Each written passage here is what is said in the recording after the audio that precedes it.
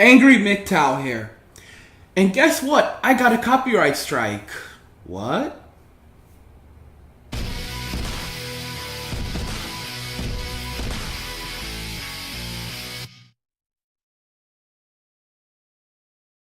So, I got a copyright strike, which means I can no longer live stream, which means I can no longer put out podcasts, which means this is a really fucked up situation. So, what ended up happening? Well, we'll talk about it a little bit. About a month ago, or less than a month ago, roughly, I put out a video discussing women living in their cars. And I used a video from CheapRV. The CheapRV channel, if you'd like to know who they are, it's this channel right here.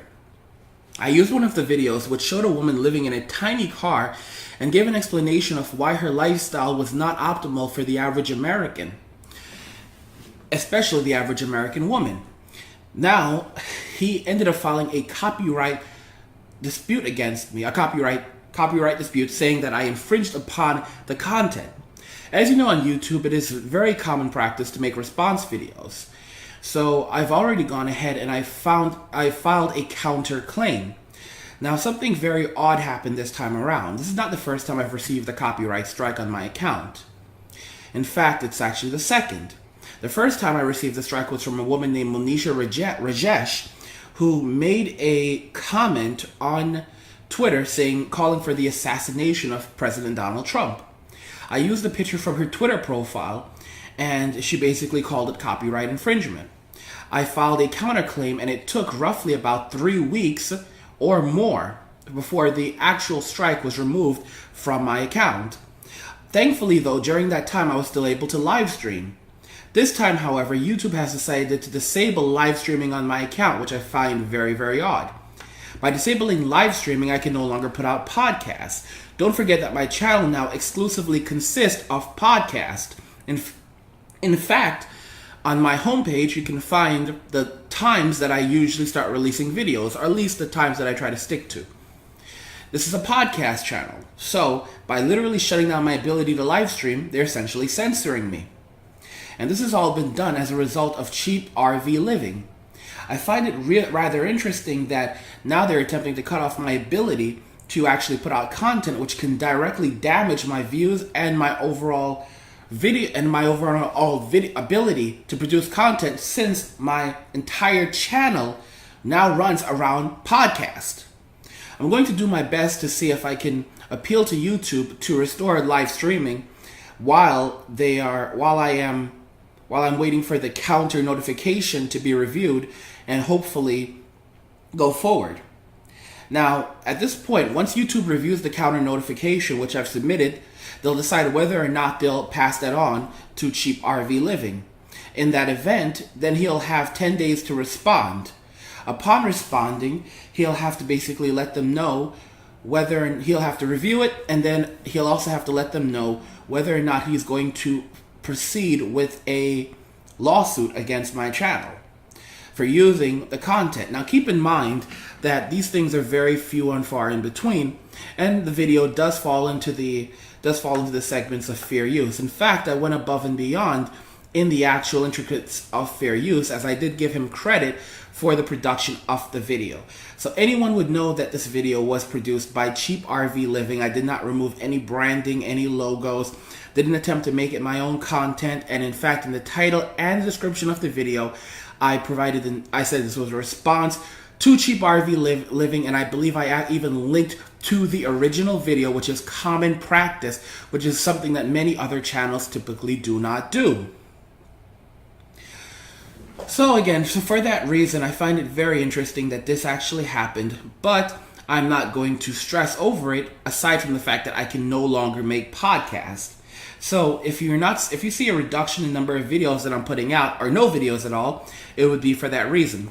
For the time being, I'm going to try to upload regular content just the other way. However, this really makes a serious difference and creates a major problem for me, since the majority of my videos, in fact, all of my videos, are podcasts. I'm rather frustrated. I'm really upset by what has happened, but the show must go on. So, again, I'll be appealing to YouTube to see if they will re-enable live streaming, although keep in mind the way that YouTube works. I don't even know if that request is possible, but by essentially shutting down live streaming for me, it's essentially censoring me, because my primary all the videos I make are podcasts, so it's literally damaging my channel further. I'm so upset about it that I am thinking about anything I can do to take legal action against Cheap Living RV. And if you know of a good copyright lawyer, then please let me know. I also might set up a GoFundMe or something along these lines, because I think it's it's insane that I have lost the ability to live stream, and my channel completely revolves around live stream. And it's rather unfortunate, because it's clear that Bob, I think his name is Bob, the owner of CheapRvLiving, he has disputes with people frequently. In fact, the person that was helping him to produce his videos, he had a major falling out with him. The page that you're looking at, the picture, says, "Welcome to the new Bob Wells YouTube channel." And the funny thing is that he's discussing the fact that the person that previously worked with him is no longer working with him because of things and problems that they had working together, and he even apologizes for this. So I've also disabled another video that I made using one of his video clips, because if I get 2 copyright strikes, then I might also lose the ability to even upload videos. And it's unfortunate, because that video had over 8,000 views and was rising.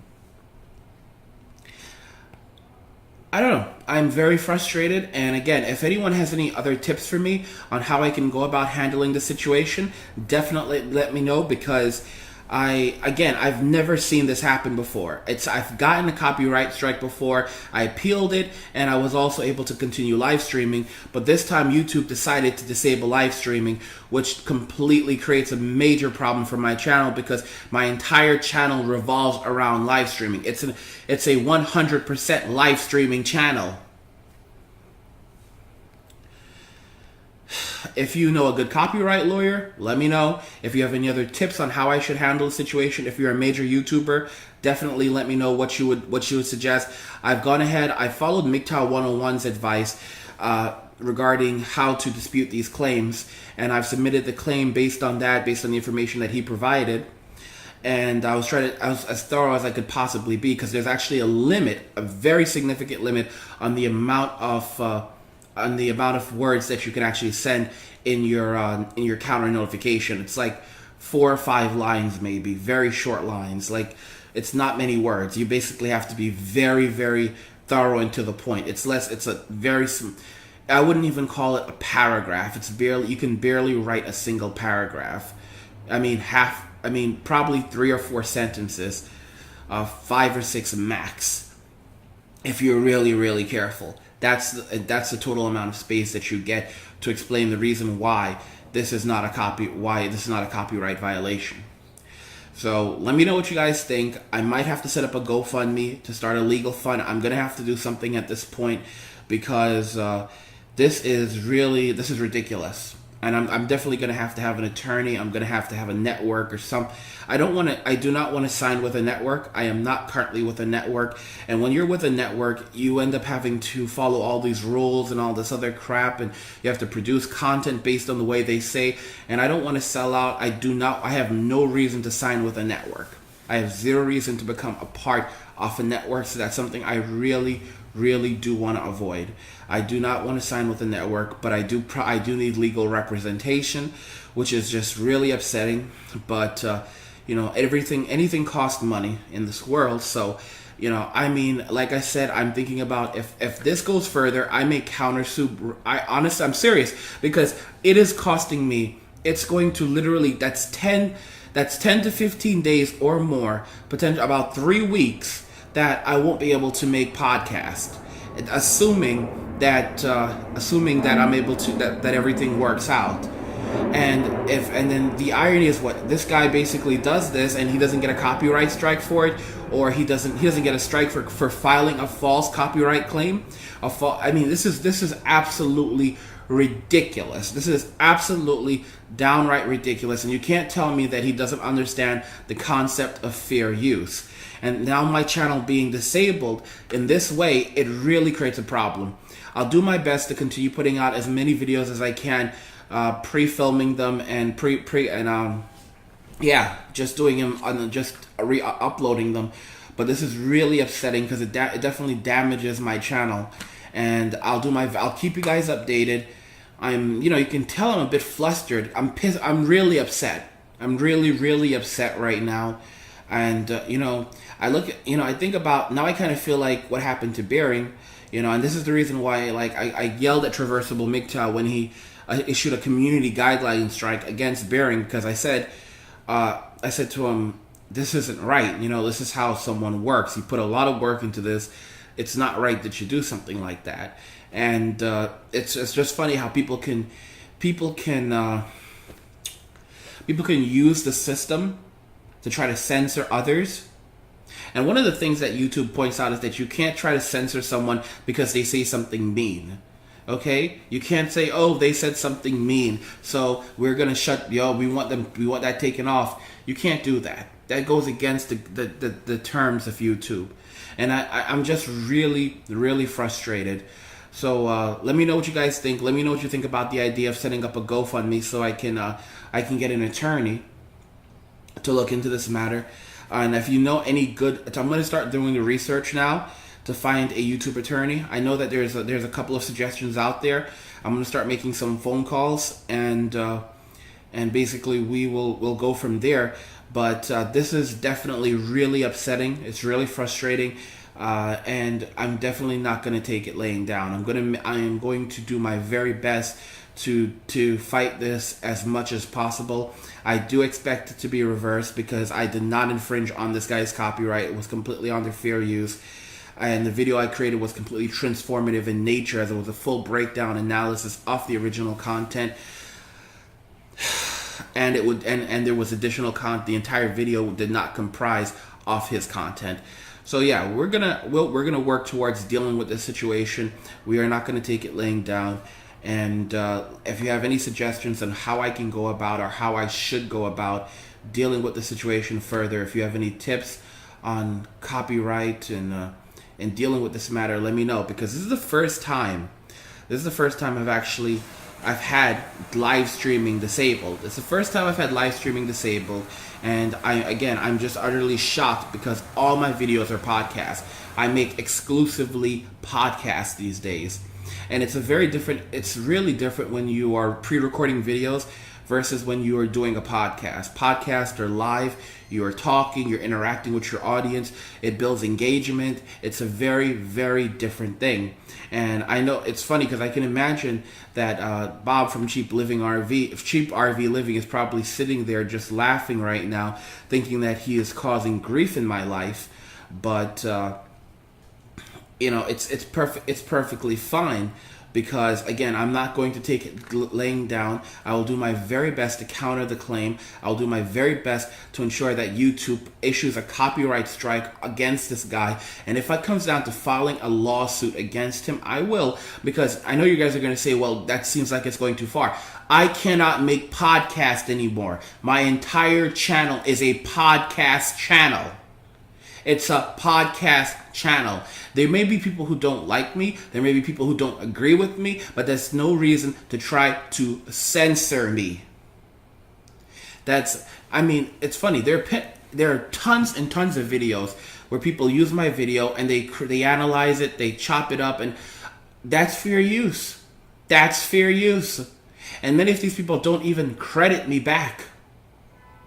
Again, fair use. You're transforming the original work.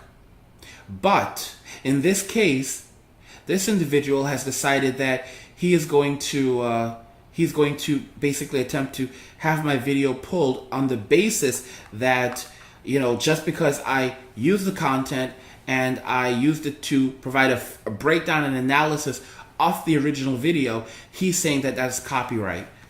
That's a copyright overuse. That's an overstep of his copyright, which is absolutely ridiculous. Absolutely ridiculous. I am frustrated, but again, I'm going to do my very best to deal with this problem head on. I'm going to do my very best to address it head on. I'm not going to take it laying down. If you have any suggestions, if you've dealt with this before, let me know. I'm going to try to get live streaming re-enabled by reaching out directly to YouTube. There are no promises. Can't make any promises. I mean, I'm still waiting for the counter notification to be received, to be reviewed, and then determine if they'll actually file it with him and send it to him. But that's what's happening. And I'll do my best to put out as many videos as I can. Keep in mind, I've been upgrading my internet connection, and the problem is that even though I upgraded my connection, I still have a crappy upload. Even though I'm paying a lot more for my ISP, but I told you I live in a third world country, so the internet is not the greatest. And as a result of that, I'm paying more for better internet service. But again, the upload is still terrible. So it's going to take a lot more time just to get these videos uploaded. And I apologize for those who enjoy the live podcast format. And I'll do my very best to get back to a live podcast format as soon as I can. That's just what's happening. But we're definitely going to fight it. Let me know what you think about the GoFundMe. I'll think about it as well, and I'll start making phone calls and finding a lawyer to see what I should do and getting some quick advice. But definitely thanks for being there, and let me know what you guys think. If you liked the video, go ahead and hit the like button. Don't forget to subscribe. And if you like the video, share the video. And just remember that all roads lead to MGTOW or death. And cheers. It's funny because even in bad times, I still find the time to make fun of Sandman. I still find the time to make fun of Sandman. That's something special. That's a special relationship between me and old Sand. Okay, Sandy?